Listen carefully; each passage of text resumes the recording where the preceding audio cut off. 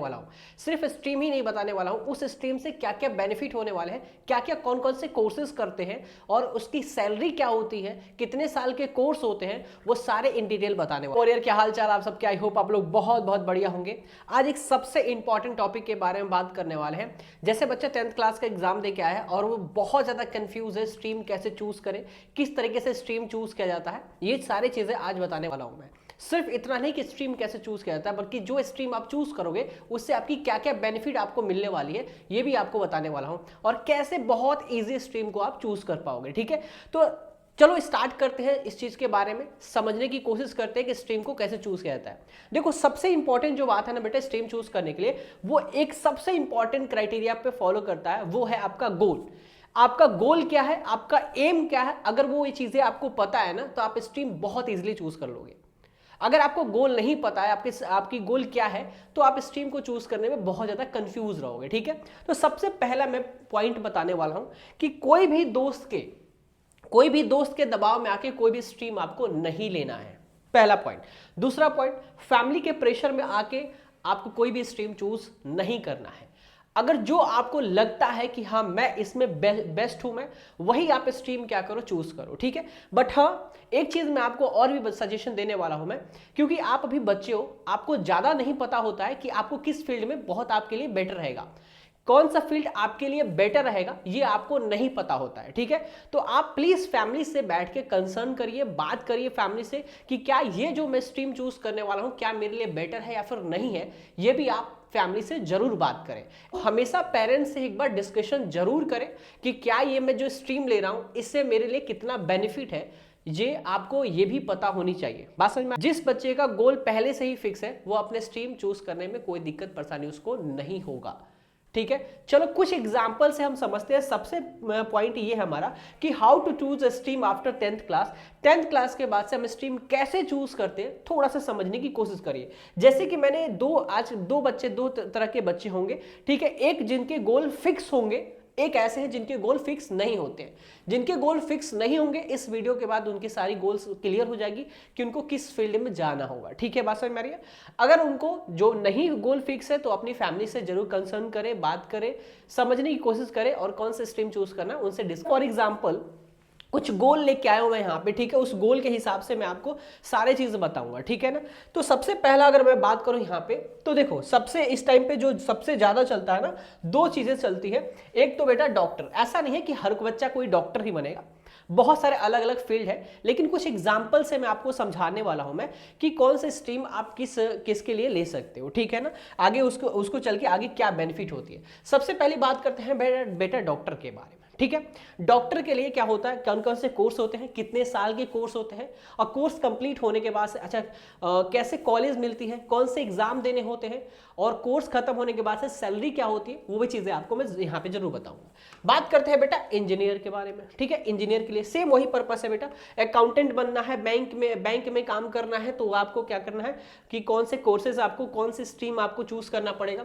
Lawyer बनना है तो कौन सा स्ट्रीम आपको चूज करना पड़ेगा। जर्नलिज्म में जाना है, फिर मास मीडिया में जाना है तो कौन से स्ट्रीम चूज करेगा। अगर आपको सिर्फ गवर्नमेंट में जाना है, जैसे यूपीएससी करना है, आईएएस ऑफिसर बनना है या फिर पुलिस ऑफिसर बनना है, तो उसके लिए कौन से स्ट्रीम आपको चूज करना पड़ेगा, या फिर एनडीए में जाना है तो कौन सा स्ट्रीम चूज करना पड़ेगा। ये सारी चीजें डिटेल में जरूर बताऊंगा। ठीक है, अगर आर्ट्स में जाना है, डिजाइनिंग में अगर जाना है तो कौन सा स्ट्रीम आपको चूज करना पड़ेगा। ठीक है, अगर आपको साइंटिस्ट बनना है तो कौन से स्ट्रीम आपको चूज करना पड़ेगा। आई नो दैट बहुत बच्चे टीचर बनना नहीं चाहते हैं, I know very well, but फिर भी आपको जो चीजें बनना है वो सारी चीजें मैं आपको यहाँ पे बताने वाला हूँ। ठीक है, रही बात इसके बाद से, जैसे मान लो फॉर एग्जाम्पल मैंने लिया कि सबसे पहला जो एग्जाम्पल लिया है मैंने वो डॉक्टर का एग्जाम्पल लिया। अब मान लो कि कोई बच्चा डॉक्टर बनना चाहता है तो उसको क्या कौन से स्ट्रीम लेना चाहिए। ठीक है, तो पीसीबी, उसके लिए पीसीबी बहुत ही अच्छा रहेगा। बात समझ में आ रही है? अच्छा, बहुत ऐसे बच्चे गलती करते हैं, क्या करते हैं, वो पीसीबी तो लेते हैं, पीसीबी लेते हैं, साथ साथ में मैथ भी ले लेते हैं। ठीक है, साथ साथ में क्या आते हैं, मैथ में लेते हैं। बेटा इसको ये देखो, ये बिल्कुल मत लेना, बिल्कुल मत लेना, बहुत डिफिकल्ट हो जाएगा बेटा। 12th बोर्ड एग्जाम में जब देना होगा ना तो काफी ज्यादा आपके लिए डिफिकल्ट हो जाएगा। या तो पीसीबी ले लो या फिर पीसीएम ले लो। ठीक है। अब बात करते हैं हम जब डॉक्टर के बारे में बात करते हैं बेटा, तो पीसीबी हम क्या करते हैं, स्ट्रीम लेते हैं बेटा। अच्छा, स्ट्रीम लेते हैं तो क्या करना होता है बेटा, क्या क्या बनना होता है इसे, देखो बेटा इसमें डॉक्टर बनते हैं तो डिफरेंट टाइप के डॉक्टर बनते हैं, ठीक है। और ये डॉक्टर बनने के लिए एग्जाम देना होता है, किसका एग्जाम देना होता है बेटा, नीट का एग्जाम देना होता है। जब नीट क्वालिफाई करते हो तो उसके लिए एक एमबीबीएस आपको कॉलेज मिलता है, ठीक है, एम्स हो गया, ठीक है, इसके क्या होते हैं बेटा, कॉलेज मिलते हैं, ठीक है। इसके बाद से उसमें इंटर्नशिप करते हैं, देन इसके बाद से क्या बन जाते हैं बेटा, डॉक्टर बन जाते हैं। क्लियर बात समझ में आ रही है। लेकिन डिफरेंट टाइप के भी डॉक्टर होते हैं, ठीक है, और ये सारे डॉक्टर बन सकते हो ये एग्जाम देके। अब ऐसा नहीं है कि सिर्फ इसी एग्जाम को, नीट के एग्जाम देके ये डॉक्टर बन सकते हो, प्राइवेट सेक्टर में भी आप जाके डॉक्टर बन सकते हो। लेकिन बहुत अच्छा होता है जब आप नीट क्वालिफाई करके एमबीबीएस करते हो, तो बहुत ही अच्छा रहता है उसके लिए, ठीक है। सबसे जो टॉप क्राइटेरिया रहता है बेटा डॉक्टर बनने का, वो होता है बेटा एमबीबीएस, ठीक है। एमबीबीएस की अगर बात करें, बहुत फेमस डॉक्टर कोर्स है बेटा ये, और ये जो ड्यूरेशन होता है 5.5 साल का ड्यूरेशन होता है बेटा इसका, ठीक है। बात समझ में आ रही। सैलरी भी डिस्कशन करेंगे, सैलरी के बारे में भी बताएंगे, क्योंकि देखो जो स्ट्रीम आप ले रहे हैं उसके बारे में सब कुछ आपको पता होनी चाहिए, सब कुछ A to Z सब पता होना चाहिए, इसलिए सारी चीजें क्लियर बताऊंगा यहाँ पे, ठीक है। इसके बाद से बात करते हैं बीडीएस, जो कि डेंटिस्ट के डॉक्टर होते हैं बेटा। इनके भी जो कोर्स होते हैं 5 इयर्स का कोर्स होते हैं, नीट एग्जाम देने के बाद से ही क्या होते हैं, इसको किया जाता है। प्राइवेट सेक्टर में भी इसको कर सकते हैं, ठीक है। BAMS हो गया बेटा, आयुर्वेदिक डॉक्टर जो होते हैं, इसमें भी जो कोर्स होते हैं बेटा 5.5 साल का कोर्स होता है।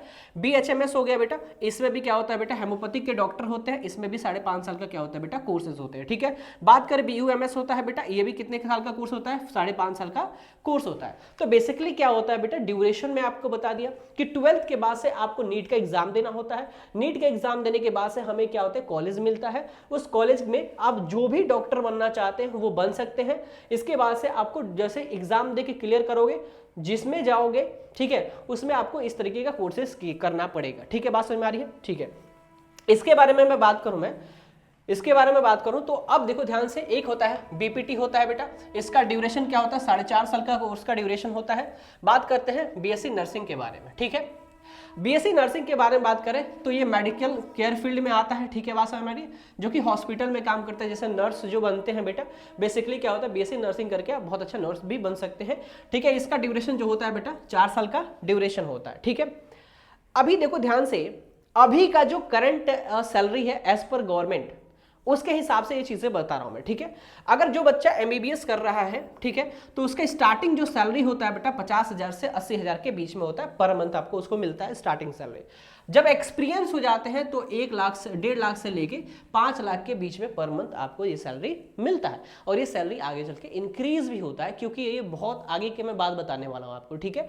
अभी ये करंटली ये आपको क्या कर रहा है, मिल रहा है, ठीक है। बात करते हैं बीडीएस के बारे में, तो 30,000 से 60,000 के बीच में पर मंथ सैलरी मिलती है। और बात करें एक्सपीरियंस जब हो जाता है तो 1 से 3 लाख के बीच में आपको पर मंथ सैलरी आपको मिलेगी, ठीक है। बात करते हैं BAMS के बारे में, तो 25,000 से 50,000 के बीच में पर मंथ आपको सैलरी मिलेगी, और 80,000 से 2 लाख के बीच में पर मंथ यहाँ पे जब एक्सपीरियंस हो जाएगा तो ये सैलरी मिलेगी, ठीक है। तो बहुत सारे ऐसे जितने भी सारे देख सकते हो। बात करते हैं बेटा नर्सिंग के बारे में, बीएससी नर्सिंग के बारे में, तो स्टार्टिंग जो सैलरी होती है 25,000 से 40,000 पर मंथ होती है। लेकिन जैसे ही आपको एक्सपीरियंस होता है तो 60,000 से 1 लाख के बीच में आपकी क्या होती है, मंथ सैलरी होती है। तो जो बच्चा क्या लेना चाहता है बेटा, जो बच्चा पीसीबी लेना चाहता है, ये सारे कोर्स क्या कर सकता है बेटा, कर सकता है, ठीक है। बात समझ में आ रही है। अच्छा, क्या सर अगर मैं पीसीबी ले लूं और मुझे मन करता है कि नहीं मुझे यूपीएससी का तैयारी कर रहा है, तो क्या मैं यूपीएससी का एग्जाम दे सकते हैं, यूपीएससी का एग्जाम तैयारी कर सकते हैं? तो आंसर है यस, आप दे सकते हैं एग्जाम, ठीक है। लेकिन अगर आपका पहले से ही मोटिव ये है कि मुझे यूपीएससी का एग्जाम देना है, तो उसके लिए मैं अलग स्ट्रीम आपको जरूर बता दूंगा। पहले अगर ये गोल फिक्स है कि मुझे यूपीएससी का ही एग्जाम देना है, बात समझ में आ रही है, तो आपको ये सब करने की कोई जरूरत नहीं है। अगर आपको गवर्नमेंट में जाना है, मतलब कि गवर्नमेंट में जैसे पुलिस ऑफिसर बनने हैं या फिर एनडीए में जाना है, जिसमें भी जाना है, तो वो सारी चीजें क्या होती है, अलग, मतलब इजी एक स्ट्रीम आपको बता दूंगा, ठीक है। बात समझ में आ रही, क्या ये बात समझ में आ गई? चलो ठीक है, इसके बारे में बात करते हैं। नेक्स्ट इंजीनियर के बारे में, के लिए पीसीएम लेना होता है। क्या लेना होता है बेटा? पीसीएम लेना होता है, फिजिक्स केमिस्ट्री और मैथ, ये आपको लेना पड़ेगा, मतलब कि साइंस स्ट्रीम आपको लेना पड़ेगा। बात समझ में आ रही है? साइंस स्ट्रीम में पीसीएम आपको लेना पड़ेगा। अब बात करते हैं बेटा कि अगर हमें इंजीनियर बनना है, ठीक है, अगर मुझे इंजीनियर बनना है, तो बेटा इसमें 2 क्राइटेरिया में बांट रखा है, ठीक है। पहला क्राइटेरिया क्या है बेटा कि आप क्या कर सकते हो बेटा, यहाँ पे आईआईटी का एक एंट्रेंस एग्जाम होता है, आईआईटी, ठीक है। आईआईटी का क्या होता है बेटा, एग्जाम होता है आईआईटी का। तो इसको देके इसमें क्या होता है, दो टाइप्स के एग्जाम होते हैं, मतलब 2 लेवल का एग्जाम होता है। एक जेईई मेन का होता है बेटा, एक जेई मेन का एग्जाम होता है और दूसरा जेई एडवांस का एग्जाम होता है। क्या होता है बेटा? जेई एडवांस का एग्जाम होता है। जब जेई मेंस का एग्जाम देते हो, क्वालिफाई करते हो, तो एनआईटी कॉलेज मिलता है। क्या मिलता है बेटा? एनआईटी कॉलेज मिलता है, उसमें भी इंजीनियरिंग आप कर सकते हो। जेई एडवांस देते हो तो आईआईटी कॉलेज मिलता है। दोनों में डिफरेंस है सैलरी पैकेज का, बहुत अच्छा डिफरेंस होता है बेटा।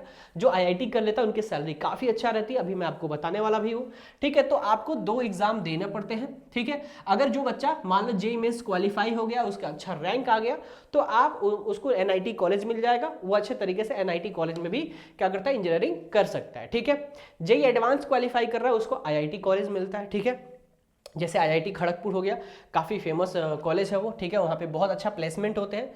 दूसरा होता है बेटा कि आपको प्राइवेट में आप बीटेक कर सकते हैं। देखो यहाँ पे भी हम बीटेक ही कर रहे हैं, जो हमारा ग्रेजुएशन होता है उसको हम बीटेक ही नाम देते हैं, बट आईआईटी का टैग लेना एक अलग बात हो जाती है बेटा, बहुत अलग बात हो जाती है।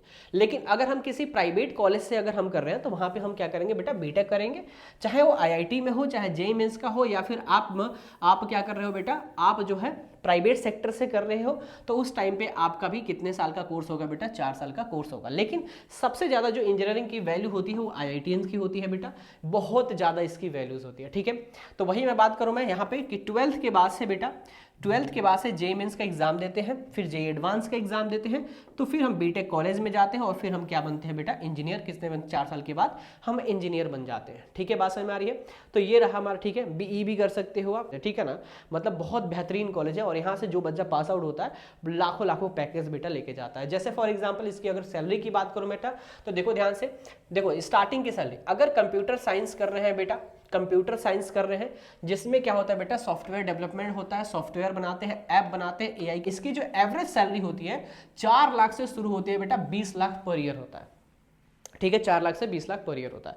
अब डिपेंड्स ऑन कि जैसे ही जिस तरीके के फील्ड में जाओगे, कौन सा डिपेंड्स है कि किस कॉलेज से आप कर रहे हो और आपके पास एबिलिटी कितनी है। जितना ज्यादा एबिलिटी होता है उतना, ये तो सिर्फ एवरेज सैलरी है बेटा, एवरेज सैलरी है, ये श्योर सैलरी नहीं है, एवरेज है। सोचो, स्टार्टिंग का एवरेज सैलरी है, तो ये सिंपल है कि आपकी एबिलिटी कैसी है, किस कॉलेज से कर, आईआईटी से पास आउट करोगे और बहुत करोड़ों करोड़ों की पैकेज लगती है बेटा, ये तो बहुत कम है। ठीक है, इसके बाद से मैकेनिकल इंजीनियर हो गया, सिविल इंजीनियर हो गया, इलेक्ट्रिकल इंजीनियर हो गया, इलेक्ट्रॉनिक्स और कम्युनिकेशन इंजीनियर हो गया बेटा, एरोस्पेस इंजीनियर हो गया, केमिकल इंजीनियर हो गया। तो ये बहुत सारे इंजीनियर के क्या होते हैं बेटा? लिस्ट होती है। ठीक है, अच्छा हाँ, अगर कोई बच्चा बेटा एनडीए का तैयारी करना चाहता है, एनडीए का तैयारी करना चाहता है, या फिर पायलट का तैयारी करना चाहता है, वो क्या लेगा बेटा? पीसीएम लेगा। क्या लेगा बेटा? पीसीएम लेगा। जो पायलट बनना चाहता है, जो एनडीए में जाना चाहता है बेटा, वो क्या ले सकता है? पीसीएम ले सकता है। क्या पीसीएम लेने से क्या यूपीएससी का एग्जाम दे सकते हैं? हाँ जी, बिल्कुल दे सकते हैं, इसमें कोई डिनाई की बात नहीं है, कर सकते हैं। लेकिन यूपीएससी वगैरह करने के लिए बहुत ईजी स्ट्रीम भी हम ले सकते हैं। ठीक है, चलो नेक्स्ट इसके बाद से बात करते हैं बेटा कॉमर्स। देखो साइंस में दोनों के बारे में मैंने बता दिया। मैंने आपका यहाँ पे सिर्फ साइंस के बारे में इतना नहीं बताया कि ये स्ट्रीम चूज करो, आपको हर गोल के बारे में बताया कि ये गोल आप चूज करो, जो गोल इसमें से चूज करोगे उस हिसाब से सब बनोगे। देखो टीचिंग में जो भी कोर्स करना चाहते हो टीचिंग में आराम से कर सकते हो, टीचर भी बनना चाहते हो तो वो कर सकते हो। ठीक है, बात समझ में आ रही है? चलो ठीक है, इसके बाद से हम बात करते हैं बेटा कॉमर्स के बारे में। जो कॉमर्स स्टूडेंट होते हैं, जो कॉमर्स लेना चाहते हैं, उनका क्या क्या फील्ड होता है बेटा, क्या क्या फील्ड होता है। ठीक है, और कितनी उनकी सैलरी होती है, क्या क्या पैकेजिंग बनते हैं, ये सारे चीजें मैं आपको यहाँ पे भी बताने वाला हूँ। ठीक है, सबसे पहली बात है, जो बच्चा कॉमर्स लेना चाहता है तो कॉमर्स के लिए क्या होता है बेटा? हमें उनको अकाउंटेंट्स मतलब अकाउंट पढ़ना पड़ता है बेटा। इसके बाद से बिजनेस स्टडी पढ़ना पड़ता है, इकोनॉमिक्स होता है, इंग्लिश होता है, और ऑप्शनल जो भी सब्जेक्ट होते हैं एड ऑन करके वो क्या करते हैं? पढ़ते भी हैं। ठीक है, इसमें कुछ बच्चे मैथ, अप्लाइड मैथ भी यूज कर लेते हैं, कोई बात नहीं है, कर सकते हैं आप। ठीक है, इससे हम क्या बनते हैं? अगर आपको अकाउंटेंट बनना है तो कोर्स अच्छे हैं, मतलब काफी अच्छा कोर्स है अकाउंटेंट, मतलब बैंक वगैरह में जॉब करना है तुम्हें। ठीक है ना, अगर आपको चार्टर्ड अकाउंटेंट बनना है तो आपको कॉमर्स लेना होगा। ठीक है, क्योंकि अगर कॉमर्स लेने की बात करें तो उसमें सबसे जो फेमस अगर जॉब होता है ना बेटा, वो चार्टर्ड अकाउंटेंट का होता है। क्या होता है बेटा? Chartered accountant. सबसे इंपॉर्टेंट ये बात है कि जब आप सीए का एग्जाम देते हो ना बेटा, ये सीए जो होता है बेटा बहुत फेमस होता है बेटा, इसकी सैलरी भी बहुत हाई होती है। मतलब जो बच्चा एंट्रेंस एग्जाम देके क्वालिफाई कर जाता है बेटा, तो इसकी सैलरी बहुत हाई होती है, बहुत इसका डिमांड रहता है इसमें। ठीक है ना, लेकिन बहुत कम, देखो इसमें टफ, आपका कंपटीशन भी टफ होता है, लेकिन जिस बच्चे का निकल जाए ना बेटा, उसकी जिंदगी बन जाती है इससे। ठीक है। इसके बाद से अगर आप कॉमर्स लेते हो तो क्या कर सकते हो, बीकॉम कर सकते हो, बीबीए कर सकते हो, बात समझ में आ रही है, जिसमें अकाउंटेंट बन सकते हो, एडिटर बन सकते हो। इसके बाद से बैंकिंग जॉब आपको मिल सकता है, बिजनेस जॉब मिल सकता है, मैनेजर बन सकते हो आप। अगर बीबीए कर रहे हो तो मैनेजर के पोस्ट पे आ सकते, एमकॉम कर सकते हो, जिसमें टीचिंग और अकाउंटेंट के बारे में आप कर सकते हो। पॉसिबल जॉब क्या बन सकती है बेटा, अकाउंटेंट बन सकते हो, बैंक में जॉब कर सकते हो, फाइनेंस एनालिसिस हो सकता है, कंसल्टेंट हो सकते हो बेटा, टैक्स कंसल्टेंट हो सकते हो। ठीक है, बात समझ में आ रही है। तो ये सारी चीजें क्या होती है, काफी ज्यादा आपके लिए रिलेवेंट है, जो कि कॉमर्स स्टूडेंट है। क्या कॉमर्स स्टूडेंट फिर से गवर्नमेंट जॉब का एग्जाम दे सकते हैं क्या? हाँ जी, बिल्कुल दे सकते हैं, इसमें कोई दिक्कत की बात नहीं है। ठीक है, लेकिन मैं बोलूंगा जो बच्चा गवर्नमेंट के लिए है कि एसएससी करना है उसको, पास में एसएससी करना है उसको, या फिर रेलवे में जाना है उसको, या फिर आईएएस ऑफिसर बनना है, यूपीएससी करेक्ट करना है बेटा, तो उसके लिए मैं बोलूंगा प्लीज आप ह्यूमैनिटीज जरूर ले लेना, ह्यूमैनिटीज ले लो, बेस्ट रहेगा आपके लिए, बाकी सबसे बचे रहोगे। ठीक है, अब बात करते हैं बेटा अकाउंटेंट, मतलब अच्छा अकाउंट्स के बारे में थोड़ा सा वही बात करते हैं। 3 साल का ड्यूरेशन होता है बेटा। अगर जो बच्चा कॉमर्स लेता है तो अगर उसको ग्रेजुएशन करना होगा, 12th के बाद से ग्रेजुएशन करना होगा बेटा, तो उसको अगर बीकॉम करता है तो 3 इयर्स का आपको क्या होना पड़ेगा बेटा, 3 इयर्स का कोर्स होता है, इसको करना है। ठीक है, बात करते हैं बेटा सीए बनने के लिए। तो सीए बनने के लिए बेटा एंट्रेंस एग्जाम होता है। सबसे पहले लेवल 1 एंट्रेंस एग्जाम होगा, फिर सेकंड लेवल एंट्रेंस एग्जाम होगा, फिर लास्ट लेवल एग्जाम होगा। एंट्रेंस एग्जाम होते हैं बेटा 3, और जैसे 12th के बाद से सीए फाउंडेशन करना पड़ेगा, फिर सीए इंटरमीडिएट करना पड़ेगा, सीए फाइनल करना पड़ेगा, फिर चार्टर्ड अकाउंटेंट आप क्या कर सकते हो, बन सकते हो। अगर बात करते हैं इसके बारे में सैलरी के बारे में बेटा, बात करें इसके सैलरी के बारे में, ठीक है, तो इसकी सैलरी क्या होती है देख लो बेटा, बहुत बढ़िया चीज़ है।